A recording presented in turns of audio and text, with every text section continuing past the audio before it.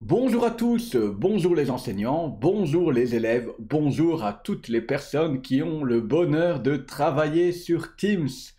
Ça y est, nous sommes au mois d'octobre et les enseignants se remettent tout doucement dans les joies de l'enseignement à distance, de l'enseignement numérique.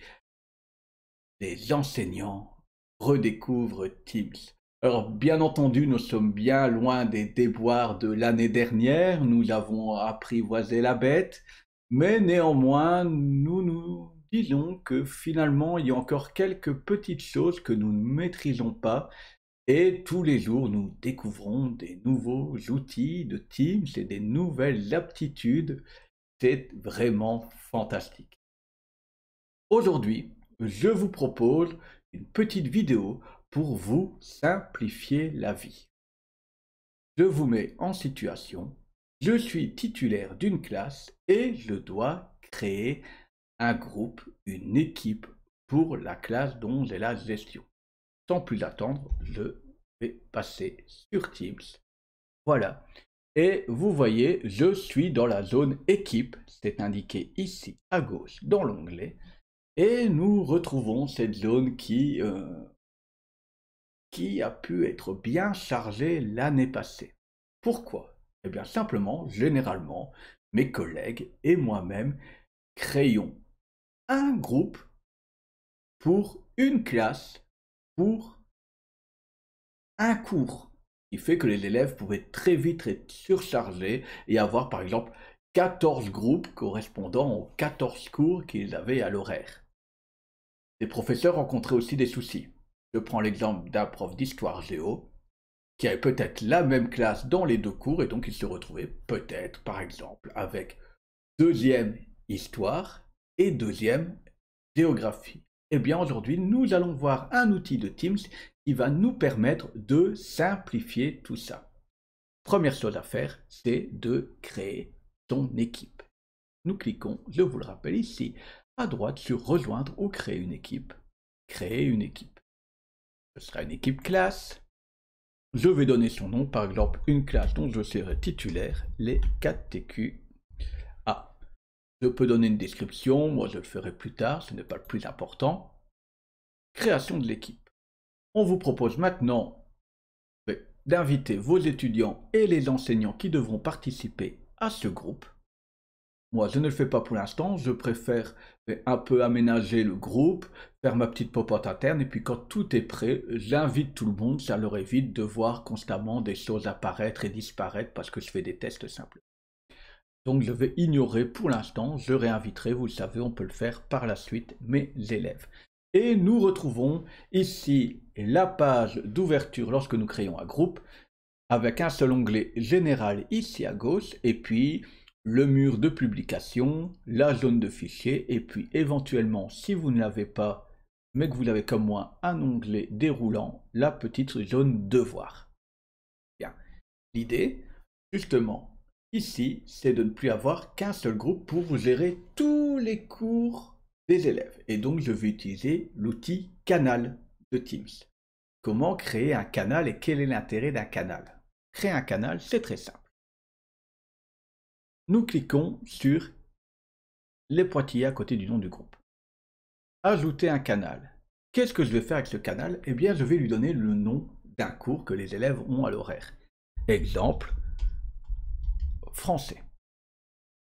Je peux donner une description, je ne le ferai pas pour l'instant, et je peux donner une confidentialité entre standard et privé. Standard, tous les membres de l'équipe pourront voir ce canal et y participer. Si vous le rendez privé, vous allez désigner vous-même les différentes personnes qui vont pouvoir accéder à ce canal. J'y reviendrai plus tard dans la vidéo. Cet outil privé peut être très utile, mais pour l'instant, je choisis un canal standard. Je n'oublie pas de cocher afficher automatiquement ce canal dans la liste des canaux de tous les membres. Ça va nous simplifier grandement la vie et ça va nous éviter de faire des manipulations à rebours. Donc, j'ajoute ce canal et nous voyons le canal qui apparaît, le canal français. Je vais faire de même pour les différents cours. Par exemple, donc, ajouter un canal. Je vais créer le canal géographie. Je le laisse en standard, confidentialité standard, et je n'oublie pas d'afficher automatiquement. Et puis, je vais créer un canal mathématique. Donc, encore une fois, ajouter les canaux mathématiques, confidentialité standard, afficher automatiquement ce canal. Voilà. J'ai 3 canaux de créer. Quel est l'intérêt d'avoir ce canal? Eh bien, simplement, chaque canal aura sa propre zone de publication, son propre mur, et aussi sa propre zone de fichiers. Mathématiques a ses propres zones, géographie idem, français aussi, et général aussi. Qui va permettre par exemple à un prof de français qui a envie de mettre des fichiers dans la zone fichier pour ses élèves, petit souci avec Teams, voilà. Je vais charger un fichier, je suis professeur de mathématiques, charger le fichier, hop, je vais ouvrir. Et on peut remarquer, ça y est, je suis dans le canal mathématiques, c'est noté à côté de publication, et j'ai un fichier qui s'appelle ici les solides. Si je vais voir en géographie, vous voyez, je suis bien dans le canal géographie, c'est important de vérifier pour éviter d'avoir des soucis avec ses collègues plus tard en allant poster des choses dans les mauvais canaux. Mais le fichier que je viens de poster, vous voyez, ne s'y trouve pas, ni en français, etc., etc. Et pour ceux qui se posent la question, même pas en général. Voilà, donc très pratique. Autre chose qui peut être très pratique, c'est imaginons, vous êtes professeur de cette classe de 4TQA, vous aimeriez échanger sur la classe, sûrement au moment des conseils de classe quand ça approche, ou simplement j'ai eu un petit souci avec un élève qui n'était pas très en forme, j'aimerais bien le signaler à mes collègues pour voir un peu leur ressenti, mais comment le faire? Eh bien, je peux créer un autre canal, ajouter un canal que je vais appeler professeur. Et ce canal-là, je vais le rendre privé. Et vous voyez l'option le faire apparaître disparaît. Privé, et vous le comprenez bien, dans ce canal privé, quand je clique sur suivant, il va me demander d'inviter des gens. Alors là, c'est là le moment où il ne faut pas faire une botte, il ne faut pas inviter un étudiant, il faut bien inviter ses collègues. Et comme ça, vous aurez une zone professeur totalement privée, avec sa zone de fichiers si vous voulez partager des bulletins, etc., ou des carnets de notes entre vous. Vous pouvez discuter des élèves ici en toute liberté, et vous savez du coup dans chaque groupe que vous êtes bien en train de discuter d'élèves de 4TQ, de 4TQA, de 4TQB, etc., de première, de deuxième. Donc le côté canal privé, là, trouve toute son utilité. Alors, je vous entends déjà me dire oui, mais les devoirs, parce que en effet, si je vais en géographie, je n'ai pas l'option devoir, si je vais en mathématiques, je n'ai pas l'option devoir. Pour créer un devoir, il faut aller dans la zone générale et créer son devoir. Et là, il faudra juste pas se tromper. Je propose prise en main puisque c'est un nouveau groupe. Créer. Je vais essayer à partir d'un devoir existant. Vous devez tout savoir, ça fait déjà 4 fois que je tourne cette vidéo parce que il y a des petits bugs de réseau sur Teams. Rechercher un devoir à réutiliser. On a le temps, c'est le moment de se servir la petite tasse de café typique de l'enseignant et vous voyez, je l'ai à peine dit que ça y est, il me propose des anciens bilans. Et bien voilà, il refait le problème, donc sans plus attendre, je vais créer un tout nouveau devoir. Bien entendu, ici, je ne vais pas m'attarder sur la création de devoirs, ce n'est pas le but de la vidéo. Le titre, je vais simplement mettre devoir maths. Je vais ajouter une ressource que je vais chercher là, par exemple. Hop, je vais joindre une ressource, elle se charge, etc., etc. Vous créez votre devoir. Ce qui est important, c'est de ne pas oublier ici, en bas, dans paramètres, publier des notifications d'affectation sur ce canal. Là, il vous propose général par définition. Mais vous pouvez modifier et le mettre dans mathématiques. Je clique sur terminer, affecter.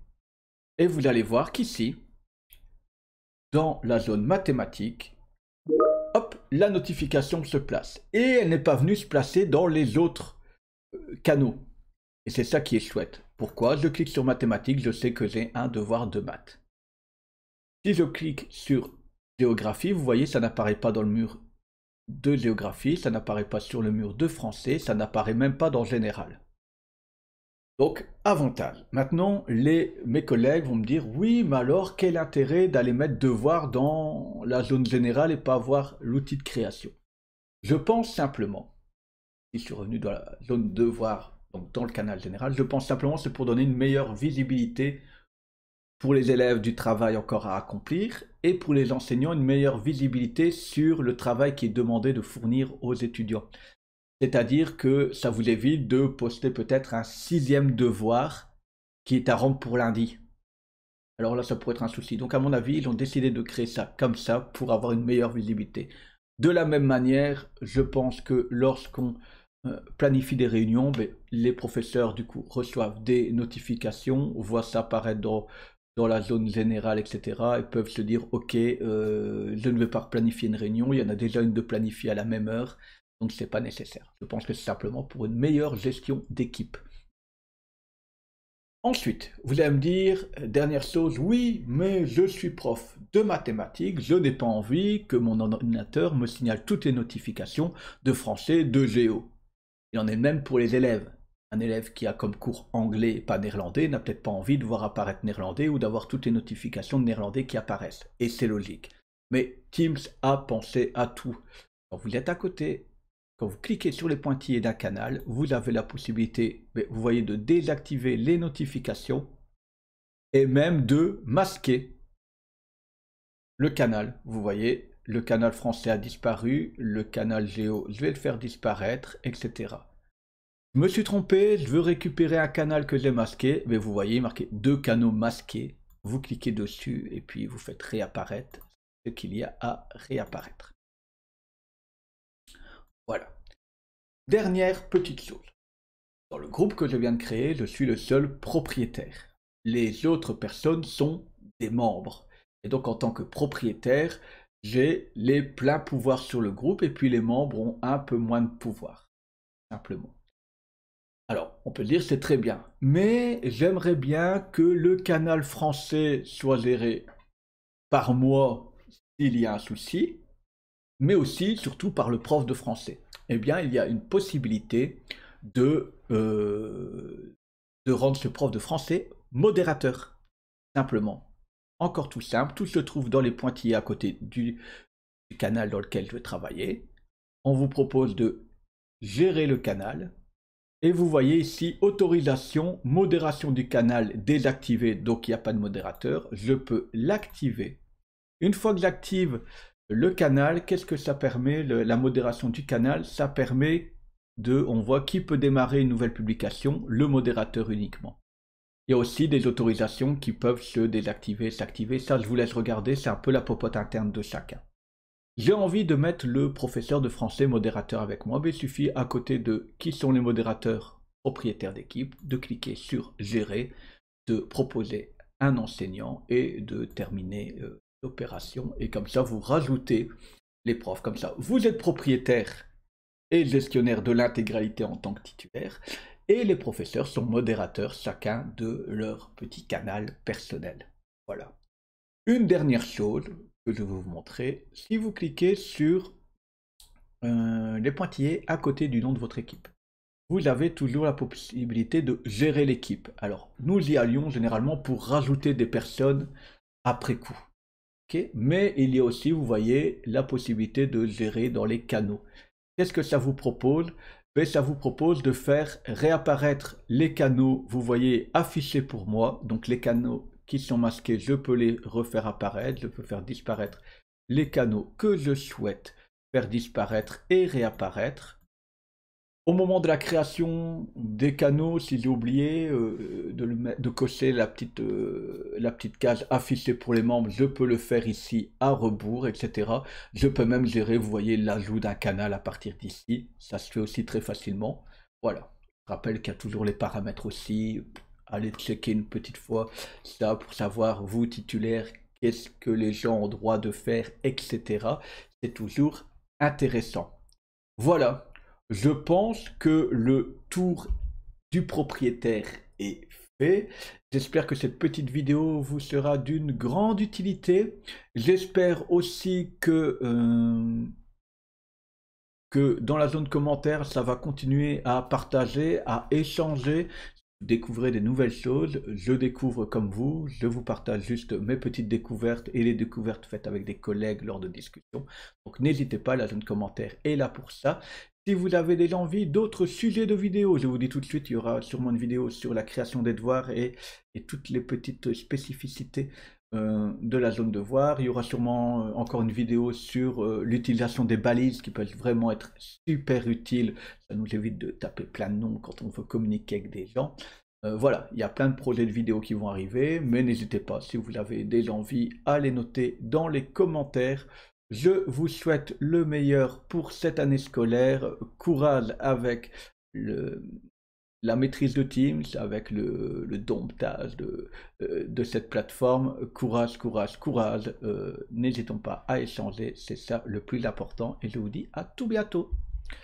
Je vous mets ici en lien les liens vers les vidéos. La première, un tuto qui avait été créé pour les élèves, et le deuxième, un tuto qui avait été créé pour les profs. Voilà, n'hésitez pas à vous abonner pour être au courant des prochaines vidéos et à activer la petite cloche. À tout bientôt.